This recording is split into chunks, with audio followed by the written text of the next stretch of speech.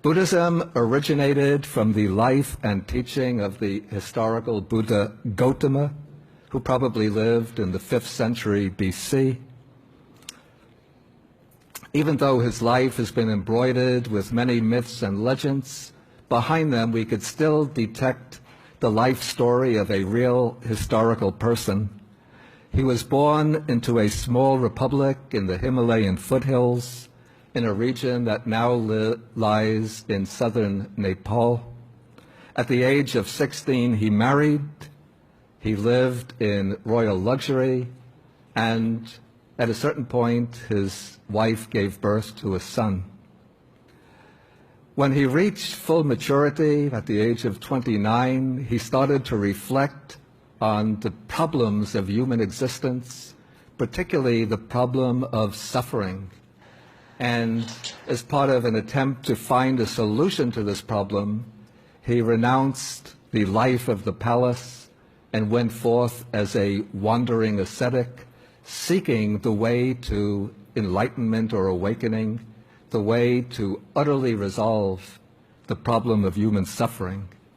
He practiced the various types of meditation that were available in his time, but wasn't satisfied with them. Then he practiced extreme asceticism and self-mortification for 6 years until he carried these ascetic practices almost to the point of death. He concluded that the practice of asceticism would not lead to enlightenment, so then he began to take normal food again, regained his health, sat down at the bank of a river beneath a widespread tree, and resolved not to rise up until he had reached his goal. So that night he entered into deeper and deeper stages of meditation until by the time morning came, he was the enlightened one, Buddha, the one who is woken up from the delusion of ignorance. After spending several weeks in deep meditation beneath the Bodhi tree, he decided to go forth and to teach the truths that he had discovered. He called his teaching the Dharma, and he went from village to village, town to town, teaching and guiding others along the path to liberation. He attracted a large number of men and women who wanted to follow him into the homeless life. So in this way, he established the monastic Sangha, the order of monks and nuns. He continued to teach for 45 years, from the age of 35 to the age of 80, until he passed away in the small Indian town of Kusinara.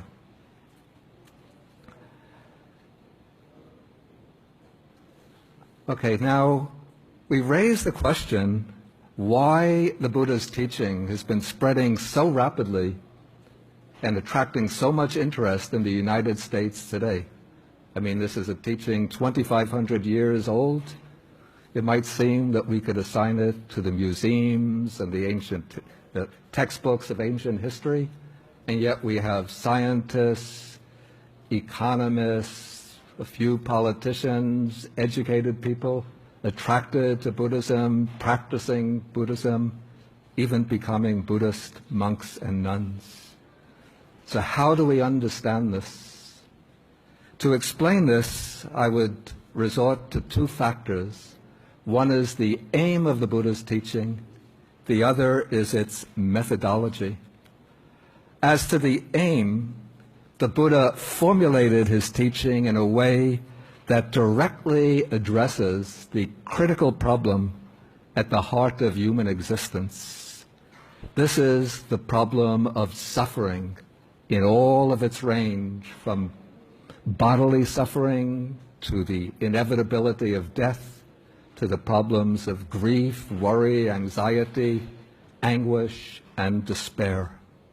And what the Buddha teaches is not only suffering, but also how to reach the end of suffering, how to find right in this present life the highest happiness and the most exalted peace.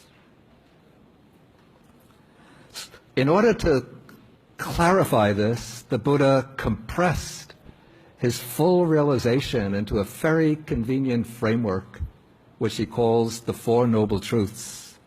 So the first is the truth that life involves suffering. The second is the truth that the cause of suffering is craving, self-centered desire rooted in blind ignorance. The third truth declares that suffering can be ended with the attainment of wisdom and mental purification. And the fourth truth states that there is a practical way to reach the end of suffering, and that is the Noble Eightfold Path. As we can see from the Four Noble Truths, the Buddha's methodology shows extraordinary psychological insight. The Buddha explains suffering not by reference to some outside factor, but he traces it to its roots within our own mind, to our ignorance and craving, to greed, hatred, and delusion. And since suffering arises from our own minds, the end of suffering, the cure, also lies within our own mind. By dispelling our mental defilements, our mental obsessions, and gaining clear insight into the nature of reality. To bridge these 2 points, the beginning point of suffering, the end point of liberation, the Buddha offers a very clear path of practice, the Noble Eightfold Path, which begins with right view of the basic truths about our existence, proceeds through the right intention to undertake the training, then leads into the 3 ethical factors of right speech, right action, right right speech, right action, right livelihood, then proceeds to the 3 factors of mental training, right effort, right mindfulness, and right concentration. When all these 8 factors of the path are brought to maturity, then one gains insight into the true nature of existence and attains the goal of wisdom and liberation of the mind.